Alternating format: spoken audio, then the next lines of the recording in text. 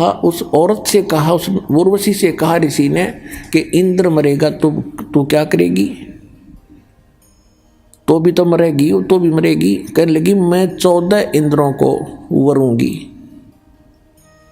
अब हिसाब लाइयो पुण्यात्मा, ये 2.5 घंटे सुबह 2.5 घंटे शाम बैठ के अटपट करके सोचो मोक्ष प्राप्ति कर लेंगे। मंत्र ये है नहीं जो मूल मंत्र दास के पास है।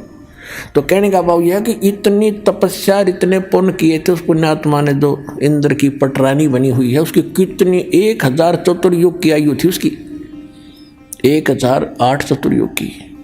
क्योंकि कह रही है कि इंद्र मर जाएगा, मैं नो की नो रहूंगी, नेक्स्ट इंद्र वहां आएगा तपस्या करके, वो मेरा पति होगा। यानी मैं तो स्वर्ग की रानी पटरानी बनी रहूंगी, इतने समय तक इंद्र मरते रहेंगे। तो मार्कंडे ऋषि ने कहा कि वो 14 इंद्र भी मरेंगे, और फिर तू क्या करेगी? कि जितने इंद्र मैं वरूंगी वह तो गधे बनेंगे मृतलोक में, और फिर बाद में मैं गधी बनूंगी। तो मार्कंडे ऋषि बोला फिर मुझे वहाँ क्यों ले जा रही थी?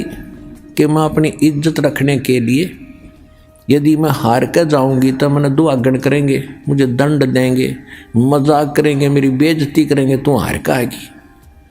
मार्कंडे ऋषि बोला तू आज भी गधी 14 खत्म करेगी, और मरने के बाद तू स्वीकार कर रही है कि मैं गधी बनूंगी, वो गधे बनेंगे।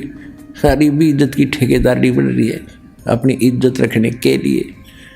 तो यह सब की बुद्धि भ्रष्ट हो रही है पुण्यात्माओं।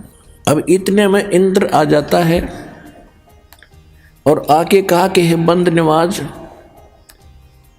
आप जीते हम हारे, इंद्र की गद्दी प्राप्त करो। मार्कंडेय ऋषि कहता अरे